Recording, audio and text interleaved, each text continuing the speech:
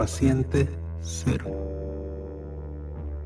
Ernesto era fanático de ir de día de campo.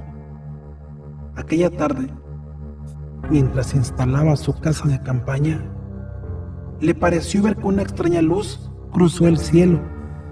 Dicha luminosidad se perdió entre la montaña y no volvió a verla.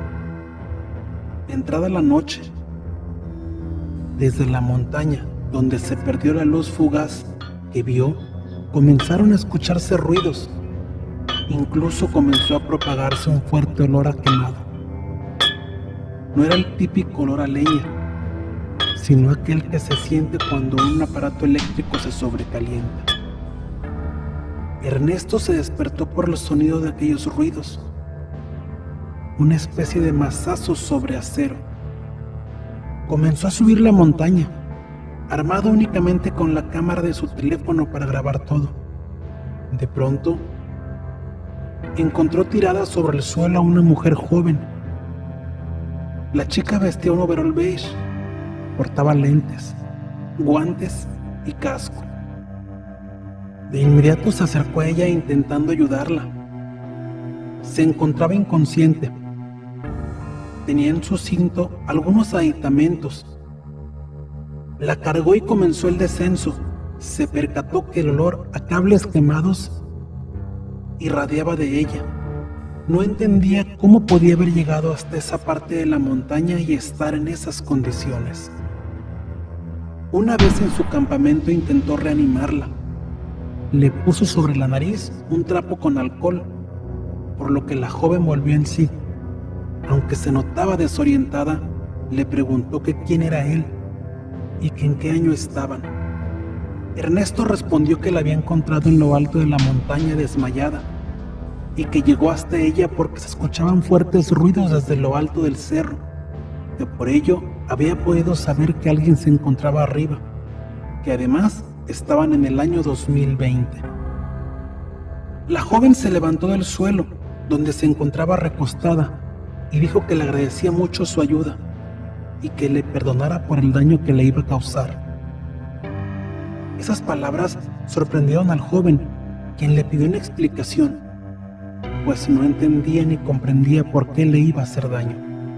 La chica se identificó como Osiris. Añadió además que era una viajera dimensional, que su paso por nuestro universo era producto de una falla en la programación de su viaje, que ella realmente debería estar en nuestra realidad, pero en el año 1960, pues tenía una importante misión que cumplir en dicho año. Ernesto, con demasiado escepticismo, le dijo que cómo era posible que viajara en el tiempo, a lo que ella respondió que más que viajar en el tiempo, viajaba entre dimensiones. Le explicó que existen diferentes universos, que todos son aparentemente iguales, aunque con pequeñas, grandes diferencias. Por ejemplo, en su mundo, los viajes entre dimensiones son posibles, siempre y cuando no causen conflicto con el desarrollo normal de cada mundo y su civilización. Le dijo además que seguramente su viaje tuvo una falla en la programación. Por ese motivo, ella se encontraba ahí con él, pues su destino era Estados Unidos, a mitad del 1900. Ernesto preguntó que por qué, si tenían la capacidad de viajar entre universos, no podían evitar errores, a lo que la chica respondió que existían malhechores, como en todo universo, que seguramente su viaje había sido saboteado por alguna razón. Le dijo además que debía perdonarla, pues ella era portadora de una infecciosa enfermedad que seguramente lo contagiaría, que en realidad ella era la paciente cero de una plaga que debía extenderse en nuestro mundo en el año de 1960, que no podía explicar el motivo por el cual ella sembraría la infección, pero que debía suceder así. Ahora, con la falla de su misión, el destino de la humanidad de este universo se encontraba en riesgo. Ernesto, aún sin creer en lo que le decía Osiris, la miraba como esperando que le confesara que todo era una broma, aunque había ciertas cosas que no podía comprender, como el porqué de su ropa, el olor a quemado que salía de su cuerpo, y cómo había llegado hasta esa parte de la montaña de una forma tan inexplicable. Un pequeño sonido comenzó a salir del reloj de Osiris, quien lo miró y le dijo a Ernesto que el tiempo de su misión había terminado, que lo perdonara, que si quería salvar la humanidad de su mundo, debía sacrificarse en el fuego. Comenzaron a sonar de nuevo aquellos extraños ruidos, y Osiris poco a poco fue evaporándose en la nada. A la mañana siguiente, y como si le costase salir de aquel estado catatónico, el joven comenzó a juntar sus pertenencias. Llegó a su casa y contó a sus padres lo ocurrido. Al ver que el estado no mejoraba, optaron por llevarlo con un psicólogo, quien determinó que aquel estado paranoico podía deberse al consumo de alguna sustancia.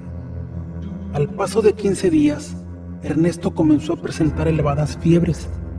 Sus padres lo llevaron de inmediato a un sanatorio, donde le practicaron diferentes exámenes clínicos, los cuales determinan que es portador de un extraño padecimiento, altamente destructivo del sistema digestivo. Por ello el malestar estomacal y la severa deshidratación que lo aquejan. No han encontrado casos clínicos previos similares. Temen estar ante el brote de una desconocida enfermedad. Los padres del joven han reportado sentir también los mismos síntomas, por lo que han sido puestos en cuarentena y están intentando localizar al psicólogo que lo atendió. En los medios de comunicación se ha comenzado a filtrar la información sobre una desconocida enfermedad, la cual los médicos intentan controlar, y aunque no tienen muchos detalles, ya todos comienzan a hablar sobre Ernesto, el paciente cero.